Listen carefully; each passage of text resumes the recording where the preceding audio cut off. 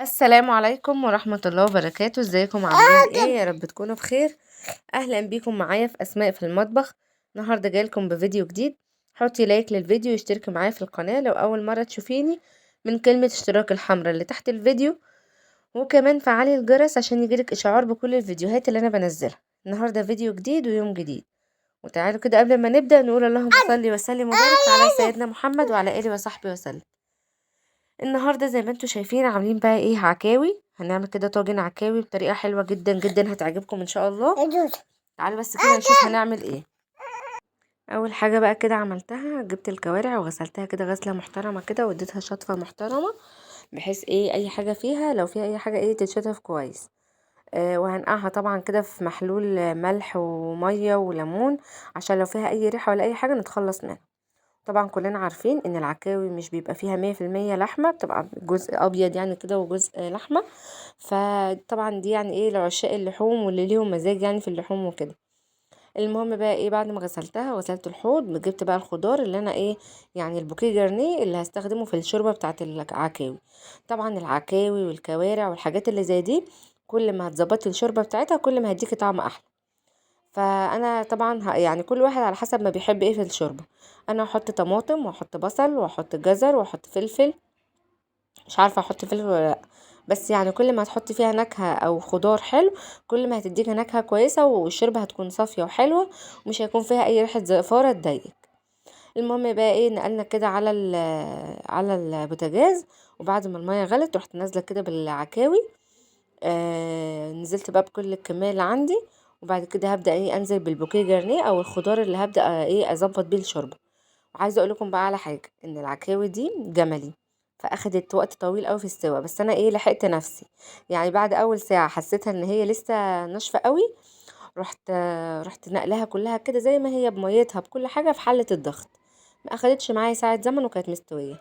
لكن لو دي كنت كملت تسوية في الحلة دي كانت ولا بقى 4 5 ساعات. المهم بقى ايه، حطيت جزر وطماطم وبصل وفلفل حبهان، فلفل حب كده اسود وورق لوري، وكل اللي انت عايزه تحطيه حطيه، وسنه سكر بقى بسيطه كده عشان تساعدك على التسويه. عايزه اقول لكم بقى ان الكوارع الجمل العكاوي الجملي طعمها حلوه جدا جدا جدا بجد، طعمها تحفه. المهم بقى هنا ايه، كنت نقلتها بقى على النار التانية دي، وكنت عايزه اعمل حاجه كده جنبها فقلت اعمل باميه عشان نعملها طاجن كده. انا يعني بصراحه مش عاملها طاجن، انا هعمل لجوزي كده طاجن صغير. فجبت صلصه، كان عندي يعني شويه صلصه كده، رحت ايه سايباهم كده على النار. بعد ما سخنوا رحت ايه حطيت فيها الباميه بعد ما فكت. هنا بقى كان ايه، كنت عامله بقى صينيه كنافه، بس انا عملتها معاكم قبل كده فقلت اختصر الوقت. فرحت بقى ايه عملتها وحطيت لها السمنه بتاعتها وجهزتها ودخلتها الفرن. كان نفسنا فيها بقالنا كتير ما عملناهاش، فقلنا ايه عملناها ساده، ولا يعني عملتها ساده من غير اي حاجه خالص. المهم دخلتها الفرن، وهنا بقى كانت الباميه خلاص قربت تفك معايا، فرحت ايه واخده بقى من الشوربه كده بتاعه العكاوي ونزلت على الباميه. طبعا ايه الباميه هعمل لها طشه، انا بصراحه انا من الناس اللي بحب اعمل الباميه كده ايه طشه في الاخر. المهم بقى ايه كده هنا رحت بعد كده ايه سبت هنا بقى كنت ايه نقلت الحله اللحمه واستوت معايا وتمام.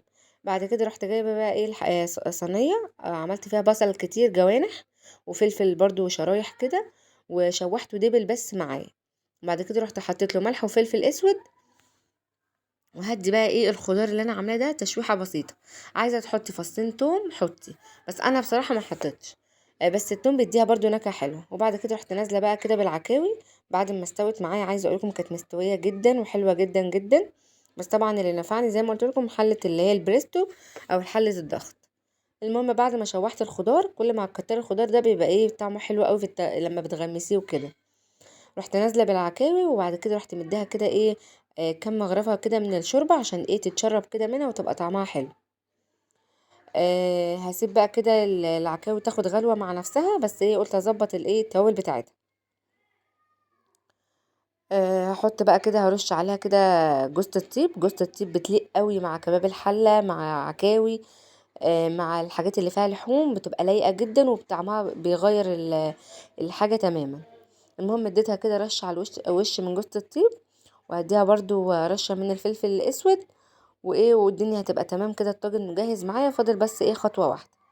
زي ما قلت لكم اديته بس جزء بسيط كده من الشوربه عشان خاطر ايه تغلي فيها كده والشوربه تتبخر وتبقى طعمها حلو. المهم اديتها بقى كده ايه سنه فلفل اسود برضو على الوش. وخلاص على كده يكون الطاجن يعني فاضل تكه بسيطه ويدخل الفرن. هنا بقى كنت ايه عايزه اعمل الرز. طبعا خلاص عملنا الباميه وعملنا العكاوي وده عملناها في الطاجن. فتعالوا بقى ايه نعمل الرز. طبعا على طول بنعمل مع بعض الرز بالشعريه، بس ايه التكرار يعني ايه للي لسه بيتعلم.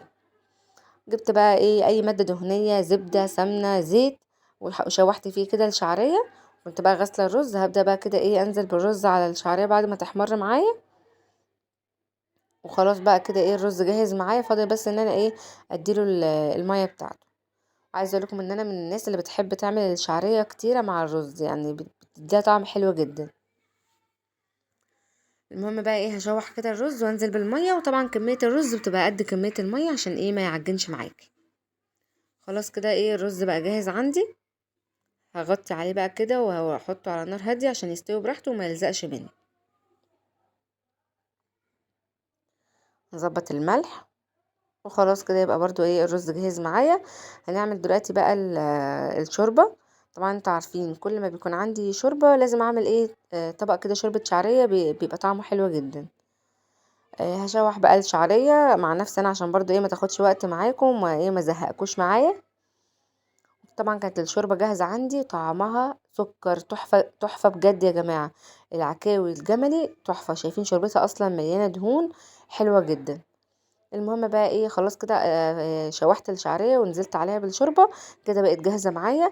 تعالوا بقى نعمل اخر خطوه في الباميه بعد ما اديتها غلوه كده مع الصلصه. رحت جايبه بقى ايه فصين توم كده وفرمتهم، وفي معلقه سمنه كده بدات اشوحهم عشان اعمل لها طشه. في ناس بتحب تشوح البصل مع التوم في الاول وما بتديهاش الطشه دي في الاخر، بس انا يعني ايه بحب الطشه بتديها نكهه كده حلوه جدا من على وش الباميه. بتديها نفس وريحه حلوين. المهم بقى ايه اشوح التوم معايا كده لغايه ما يصفر معايا، وبعد كده اروح نازله بالباميه. شايفين بقى كده ايه الطشه بتديها طعم وشكل ولون تحفه. المهم بقى كده ايه خلصت كده الباميه برضو بقت جاهزه معايا. فاضل بقى ايه الطاجن العكاوي. قبل ما ادخله الفرن كنت مقطعه له كده طماطم شرايح عشان احطها له على الوش. بس هنا بقى كان جوزي عايز طاجن وما كانش عندي الا طاجن واحد، رحت جايبه قطعه من العكاوي وحطيت عليها كده غرفتين كده من الباميه. بعد ما اديتها الطشه شايفين شكله عامل ازاي، شايفين الصلصه تحفه جدا يا جماعه. هدخل بقى الطاجن ده الفرن، وبرده ايه هدخل جنبه الطاجن العكاوي اللي انا عملته بعد ما اتشرب كده من الشوربه. هحط بقى الطماطم كده اللي عملتها شرايح على الوش. وخلاص بقى كده ايه هدخلها الفرن تاخد وش بس كده وسنه فلفل اسود وخلاص على كده. تعالوا بقى برضو ايه اوريكم الكنافه بعد ما خرجت من الفرن شكلها عامل ازاي. شايفين يا جماعه شكلها تحفه تحفه زي ما بنجيبها من بره بالظبط. انا عملتها معاكم قبل كده وان شاء الله هعملها لكم في فيديو تاني منفصل وبس.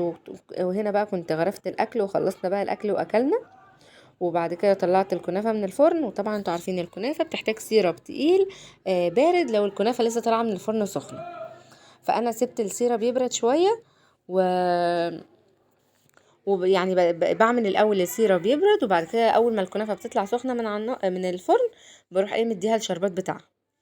زي ما قلت لكم هو حاجه سخنه وحاجه بارده. وشايفين بقى الكنافه لونها ذهبي وحلو ازاي. بجد يا جماعه تحفه ومن غير اي مكسرات ولا اي حاجه، واتاكلت كلها وما بقاش منها ولا حته. تعالوا بقى كده ايه نسقي الكنافه بالسيرب بتاعها. زي ما قلت لكم السيرب بيكون تقيل شويه للكنافه غير البسبوسه. الكنافه يعني لو هتحطي مثلا كوبايه ونص سكر هتاخدي قدامهم كوبايه ونص من الميه وعصره ليمونه وواحده كيس فانيليا. بس كده كده حطينا بقى السيرب كله للكنافه. حلوه جدا ومقرمشه من جوه وسكرها مظبوط، مش تقيل ولا اي حاجه. بس كده كده خلصنا برضو الكنافه وجهزت معايا. وبس كده يا جماعه عايزه اقول لكم بقى يعني شجعوني واعملوا لي لايكات كتير. ولو انتي اول مره برضو تشوفيني على اليوتيوب اشتركي معايا في القناه عشان عيلتي تكبر بوجودكم معايا. وبس كده ده كان الفيديو بتاع النهارده. ان شاء الله مش هحاول اتاخر عليكم تاني في الفيديوهات. وده كان الفيديو بتاع النهارده، وانتظروا الفيديوهات اللي جايه حلوه جدا. لو عجبكم بقى الفيديو ما تنسونيش باللايك والاشتراك في القناه لو لسه مش مشتركين، واشوفكم في فيديو جديد بإذن الله، والسلام عليكم.